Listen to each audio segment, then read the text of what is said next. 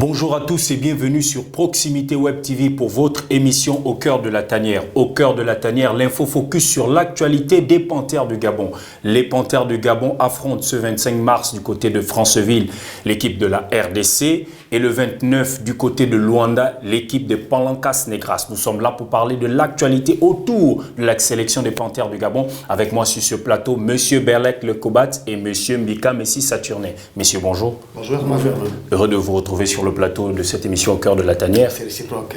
Alors avec vous, nous sommes là en première partie de cette émission. Nous allons revenir un peu l'actualité des Panthères du Gabon, cette première phase éliminatoire, la campagne des Panthères. Et en deuxième partie, nous allons évoquer l'adversaire, mais également les atouts offensifs de la sélection des Panthères du Gabon. Messieurs, les Panthères du Gabon, 4 matchs joués, 2 victoires, 1 match nul, 1 défaite, 7 points.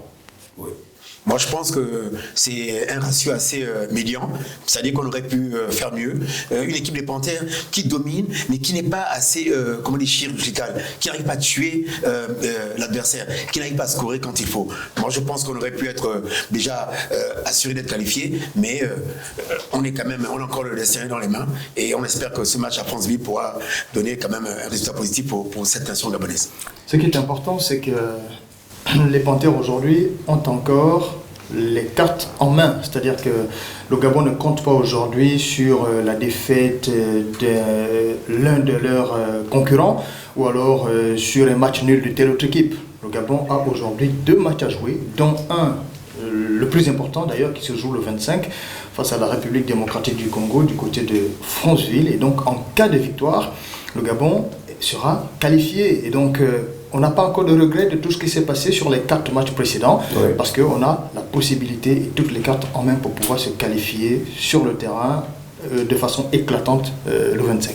Mais pour vous, quel est le match qui aurait pu assurer la qualification aux Panthères du Gabon? Mais franchement, le match en Gambie serait là, qui au bout du compte c'est mal terminé. Parce qu'en cas de victoire en Gambie, le Gabon assurait déjà sa qualification. Donc les 2 derniers matchs n'auraient été que des répétitions un petit peu générales, oui, pour Patrice Neveu, pour regarder un petit peu les troupes et préparer déjà, se projeter déjà pour Cameroun 2021 qui va se jouer en janvier 2022. Et donc voilà, donc ça a été manqué. On connaît un petit peu le contexte et tout ce qui a été dit autour, l'épisode de Banjul, et voilà, on est passé à côté, mais on a 2 séances de rattrapage, c'est capital et ça permettra au Gabon de partir. Effectivement, en parlant du fiasco de Banjul, vous avez suivi avec nous la procédure engagée par la Fédération gabonaise de football. Quelle appréciation faites-vous là-dessus? Bon, moi je pense qu'il faudrait que le match Gambie-Gabon serve de jurisprudence. On est fatigué. Et j'ai l'impression, avec les problèmes de la CAF, actuellement la CAF est un peu boitillante, je pense que c'est le résultat. Une CAF qui n'est pas à son meilleur état, et ça rejaillit sur les équipes. Je pense que le mal vient de là-haut. Berlek et Kobat, nous sommes au niveau du TAS maintenant. Que pouvons-nous attendre du tribunal arbitral du sport?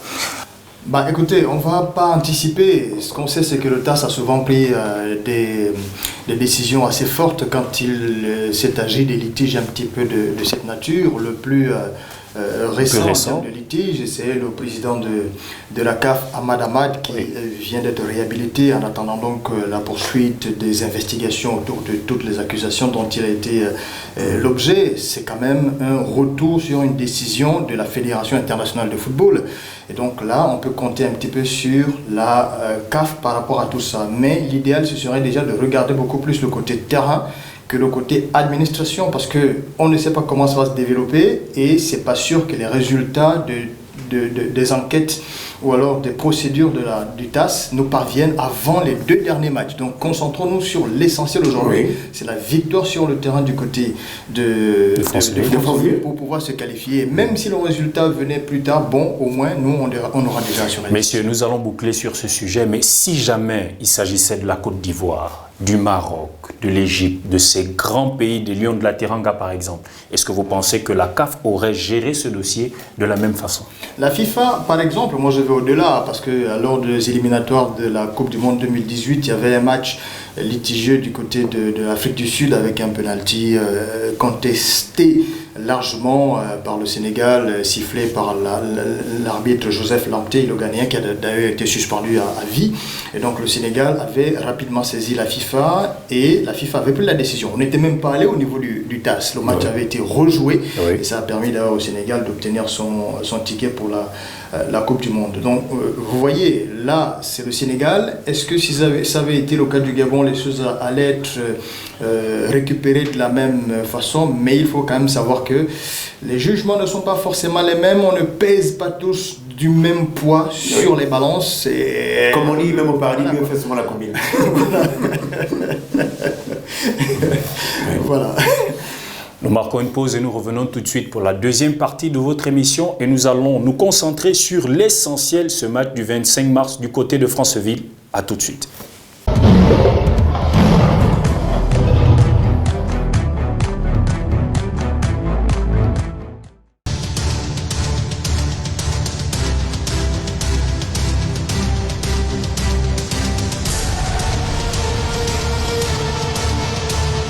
Toujours invincibles dans leur fief de Franceville.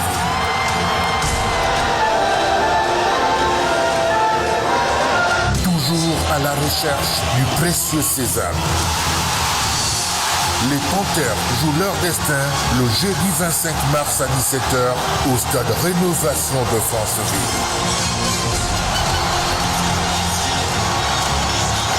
La génération dorée veut écrire sa propre histoire.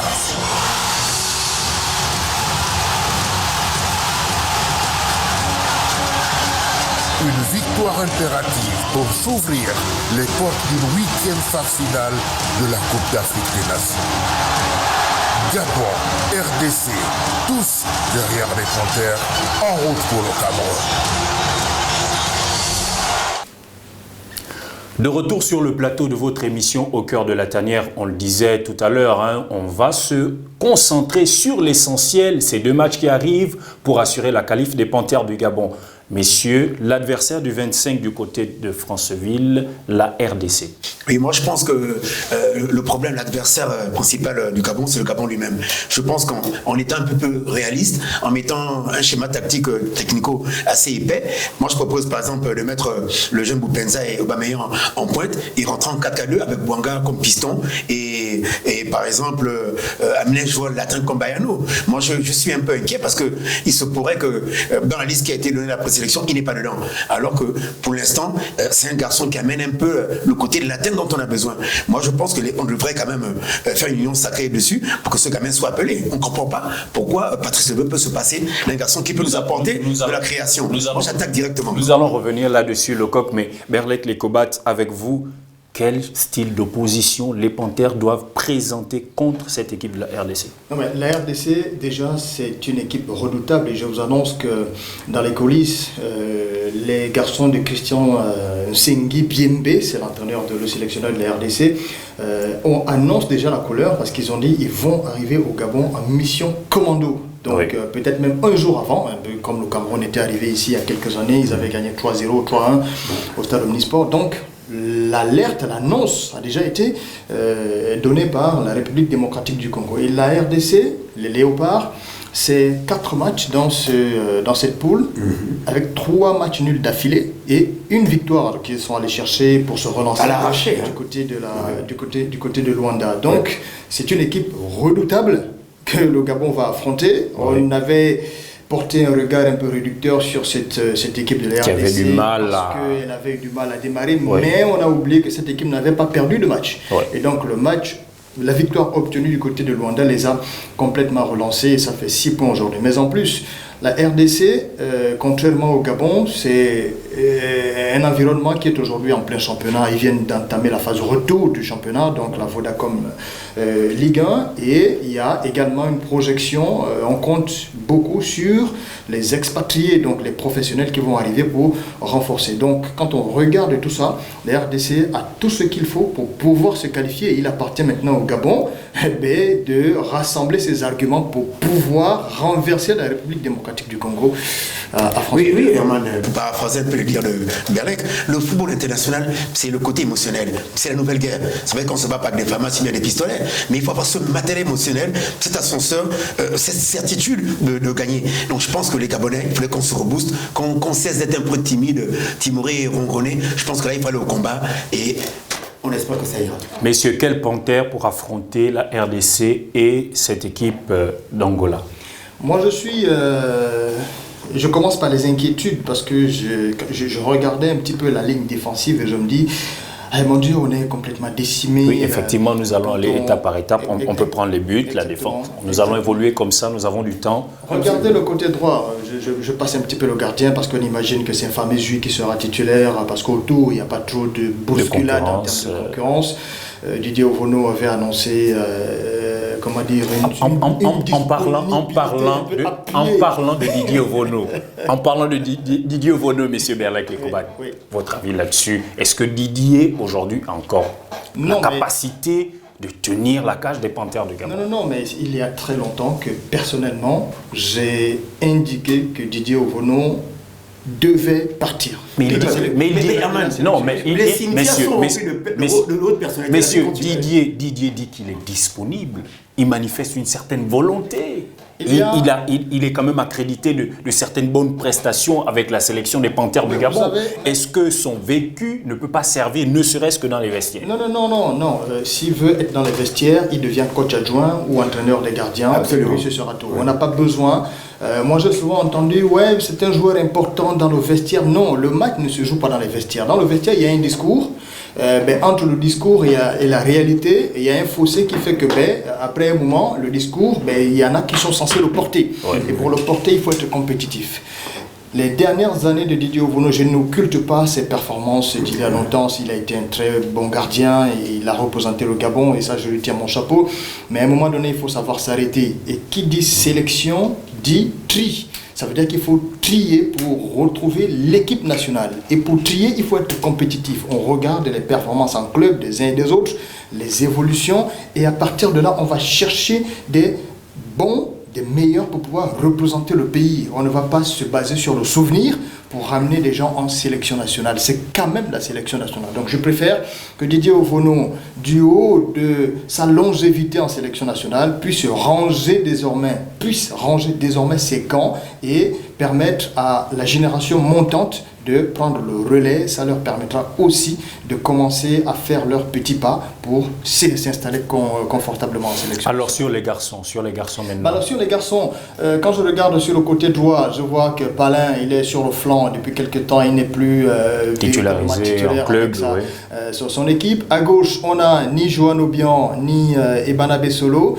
Peut-être va-t-il falloir compter sur Steven Zambé qui joue du côté de Tanger, donc au Maroc. Dans l'axe, il y a une grosse interrogation, une grosse inquiétude avec l'absence depuis un mois, donc depuis Daron le 31 janvier, Daron Apinango qui a été blessé avec Sivasspor du côté de la Turquie et donc il n'est toujours pas revenu. On est à quelques semaines seulement, sinon quelques jours de ce match capital. Je ne pense pas qu'il ait la possibilité, la capacité de revenir rapidement, de retrouver son niveau et de s'engager sur cette rencontre un peu titanesque. Et à côté de lui, il y a quelqu'un qui est désormais sur une jambe et qui est sur la pente descendante de sa carrière, c'est Bruno Ekwele.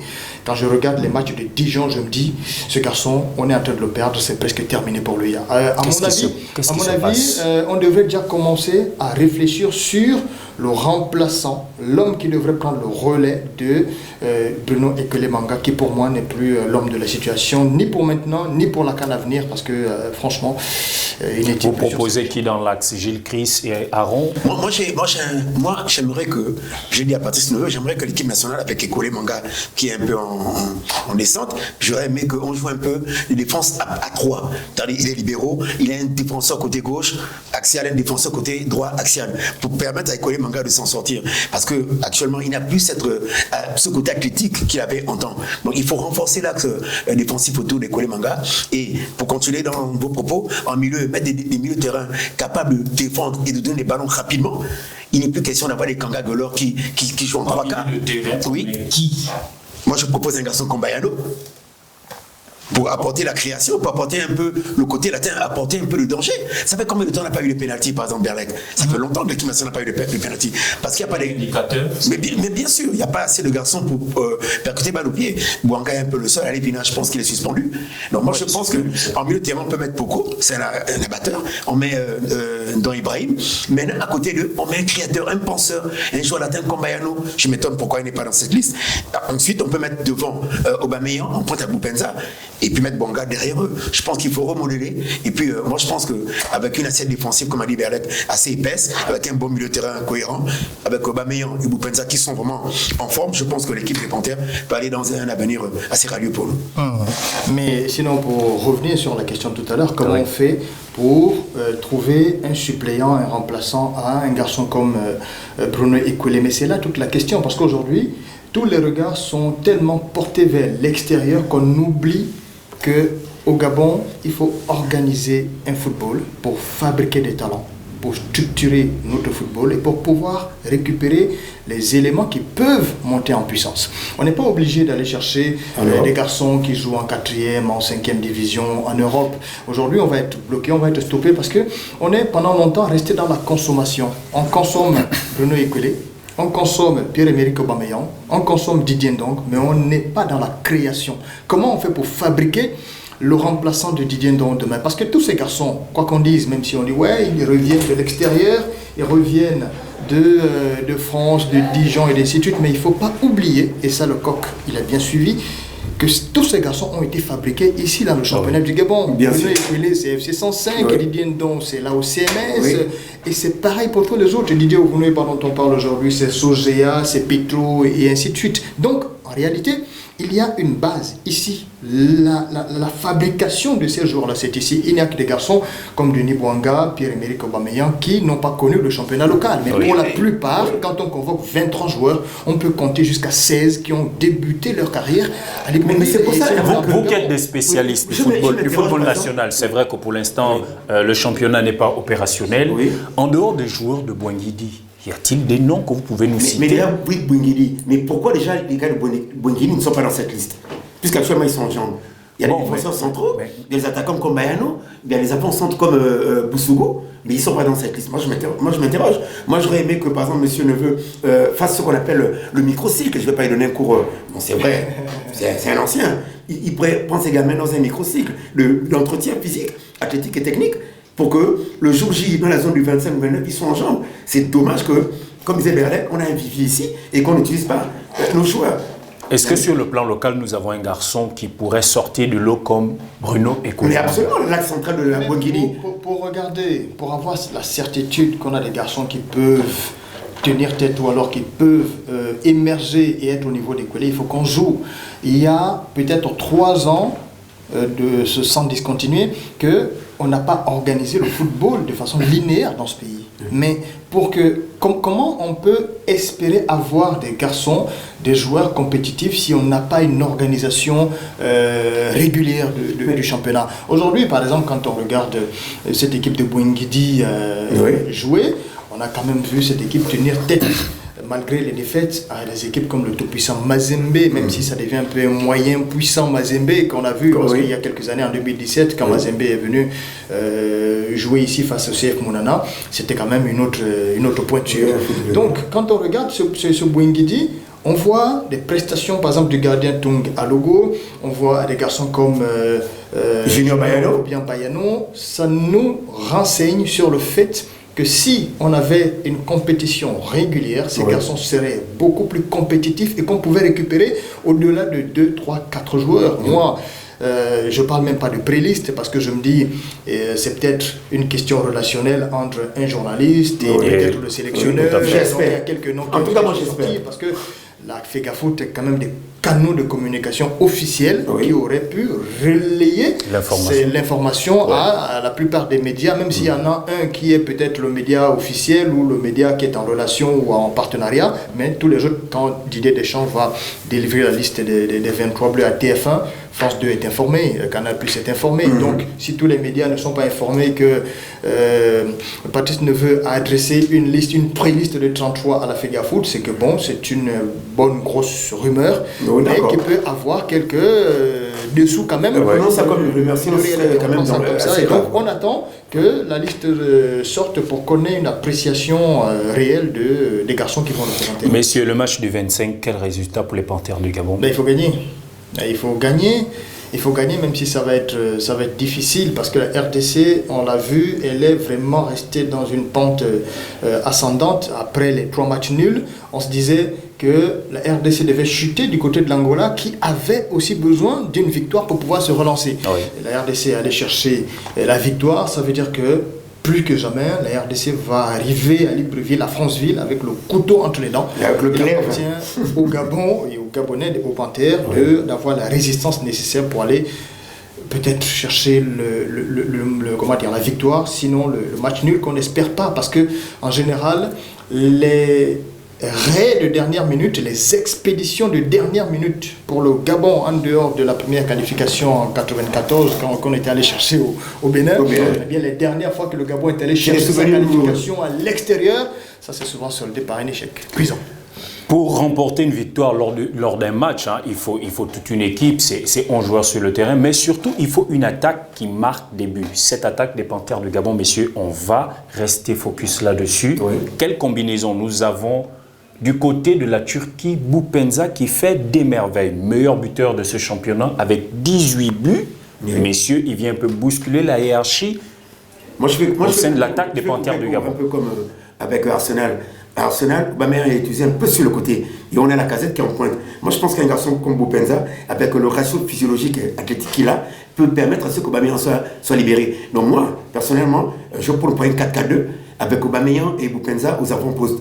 Et en milieu de terrain avec un garçon comme Bouanga, parce que Bouanga aujourd'hui devrait s'inspirer un peu des garçons comme Mohamed Salah. C'est-à-dire ne plus rester seulement sur le côté, mais prendre toute la largeur du terrain, pour nous apporter plus d'équilibre. Donc, je prends pour deux garçons, Boupenza, Aubameyang en pointe, et derrière eux, des garçons comme Bouanga et le jeune Junior Bayero de Bungidi, qui a fait ses preuves, qui est dans une forme absolue, pour amener de la création. Et puis en milieu de terrain, on a les deux monstres, Poko et Ndoye Ibrahim. En défense, maintenant, on trouvera l'assiette défensive assez appropriée, comme disait Berlec. On verra qui pour soutenir Ekoye Manga dans l'axe et sur les flancs. Mais déjà, avoir cette certitude, parce que je pense qu'on a un matelas assez épais, on est un peu plus technique que les Congolais, à mon avis. Je pense que la balle est dans notre camp. Quelle attaque les Panthères du Gabon contre la RDC? Alors on avait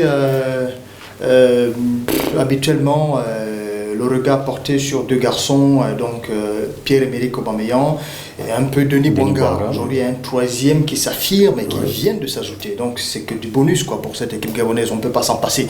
Et là, on n'a pas besoin... Moi, je ne suis pas sélectionneur, mais l'idéal pour cette rencontre, ce serait d'avoir Denis Bouanga, Aaron Boupenza, le joueur sur qui les défenseurs vont se porter davantage, ça va être Pierre-Emerick Aubameyang. Et derrière, ça peut profiter à Boupenza, même si, à l'heure actuelle, je suis sûr que et les Congolais et les Angolais, qui sont donc les derniers adversaires, sont déjà au courant qu'il y a un nouveau jeune Gabonais qui fait des merveilles en Turquie. Et voilà comment il s'appelle, quel est son visage. Et donc, on va porter un regard très très attentionné sur lui. Mais c'est déjà bien d'avoir 3 joueurs à surveiller à la fois, plutôt qu'un seul. Et donc le danger peut venir de partout. Il faut pas, on est très content d'avoir ces 3 garçons-là et les 3 doivent être alignés pour marquer des buts, pour aller chercher la victoire. Après les schémas tactiques, les mouvements, ça c'est autre chose. Là, ça c'est là le jeu. Bien sûr.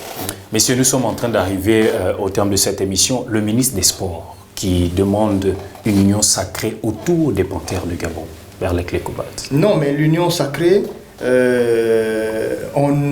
l'union sacrée, ce n'est pas verbal. L'union sacrée, elle est compétitive. Moi, j'ai eu l'occasion d'échanger avec le ministre des Sports sur un autre plateau, et où il a indiqué, on parlait d'ailleurs de Bouengidi et un peu des échéances à venir des Panthères. Il pensait le sport c'est la foi. Et moi, je répondais qu'en réalité, le sport, ce n'est pas la foi, c'est la compétition, c'est l'organisation. Si c'était une question de foi, les pays les plus croyants seraient les plus grands vainqueurs de chaque compétition. Donc, il faut bâtir les éléments nécessaires pour que l'union sacrée ne soit qu'un élément d'accompagnement. Il faut que les gens se disent, ah oui, nous avons une organisation qui vient tout naturellement locale. Nous avons des gens qui, même s'il y a la pandémie, nous avons des clubs qui sont en activité. Nous avons des questions un environnement juridique bien encadré. Nous avons un environnement économique bien établi. Là, je parle un petit peu en termes de loi sur le sport et tout le reste, parce que, évidemment, puisque vous parlez du ministre, il a lancé en novembre dernier cette Olympiade-là, 2021-2024, qui va permettre à toutes les fédérations de se mettre un petit peu en règle.